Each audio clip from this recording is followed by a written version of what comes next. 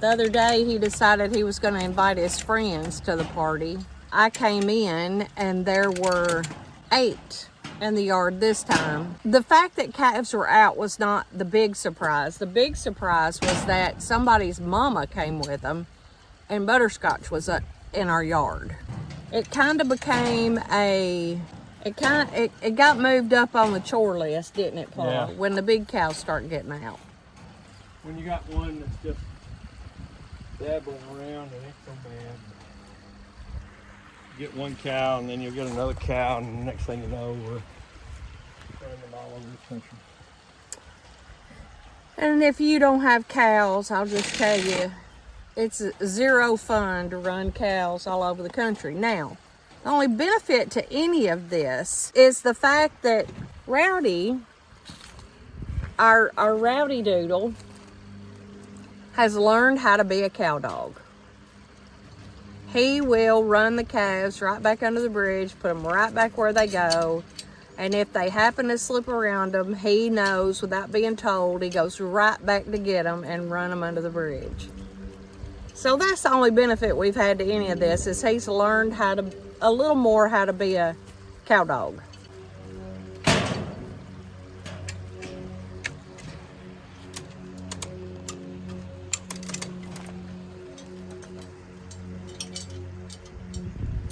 I would really like to have a trail cam so I could be sitting down here when that number 39 puts his nose on the hot chain.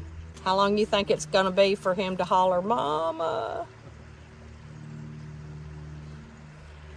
come get me, Mama"? Yeah.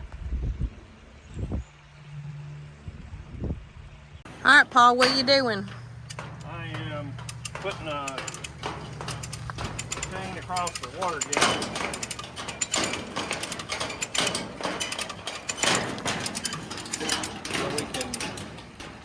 We're going to put some small dog chain like drop about every 16 inches.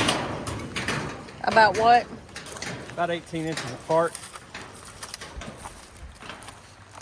About 2 feet above the water. And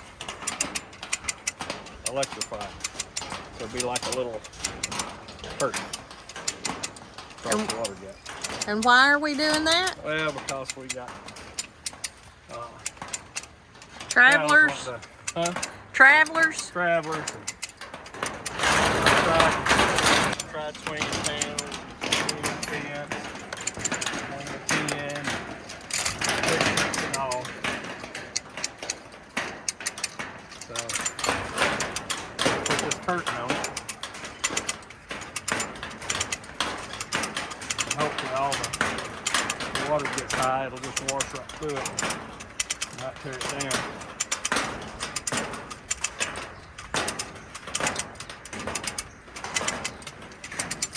We hope.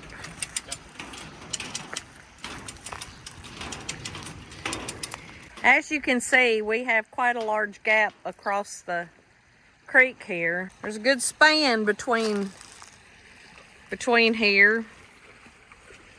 And we have one little, I can't say little, he's as big as his mama.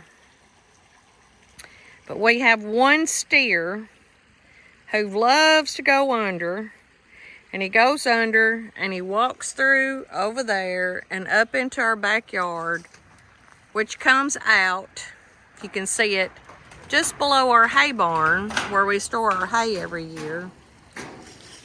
And he's been doing that for, I don't know, a couple of weeks, I guess. I tell y'all all the time that Pa's the king of stuff. He needed a template, 6.5 feet, right?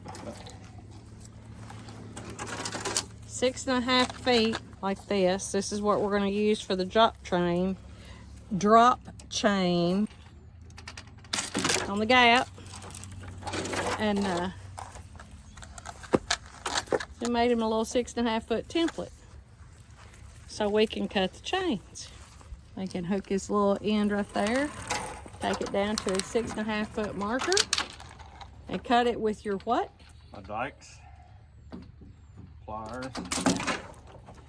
And then I collect it and he keeps on cutting. He's gonna need about 30 of these, I think, to go all the way across and to electrify. Ought to be fun. And you're gonna attach them to the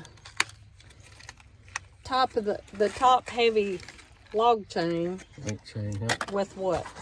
With these number 10 screws. Number 10. And then a nut and a washer and a nut? No, just a washer. screw in the nut. Okay. All right, y'all come with us. Let's see how it works. Fingers crossed, right, Paul? Yep.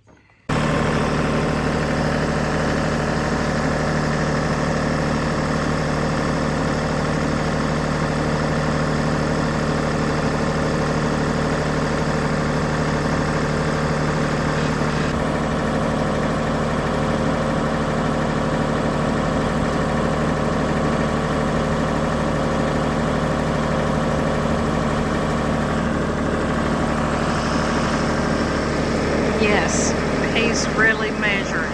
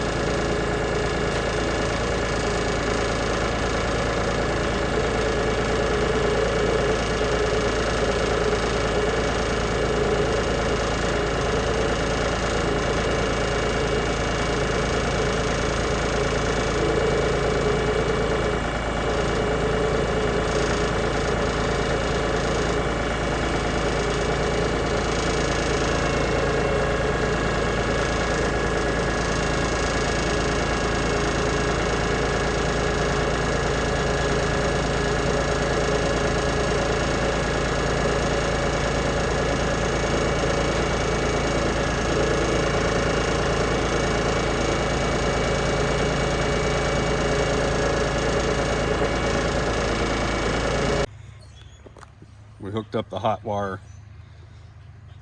the electrified curtain, and we're getting 6,000 volts out of this new. So the curtain right here is now hot. So maybe they put in a solar.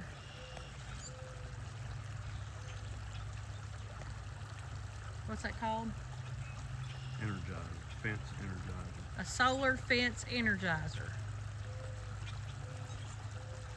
And now all of this should zap them. We came home today after a neighbor called with 10 cows in the yard. So we'll see how many we got in the yard tomorrow. And I'll let you know.